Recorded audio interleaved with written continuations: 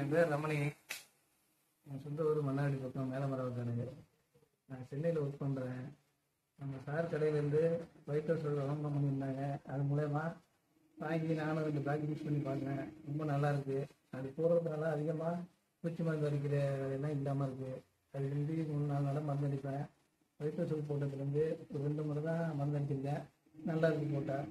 2 தடவை நான் சாப்பிட்டா வாங்கி யூஸ் பண்ணியிருக்கேன். ரொம்ப நல்லாயிருக்கு. நீங்கள் வாங்கி யூஸ் பண்ணி பாருங்கள், நல்லாயிருக்கும். பார்த்து உங்களுக்கு நல்ல கருத்தை சாருக்கு வீடியோ மூலமாக அனுப்பிவிட்டாலும் சரி, ஃபோன் மூலயமா தகவல் கொடுத்தாலும் சரி.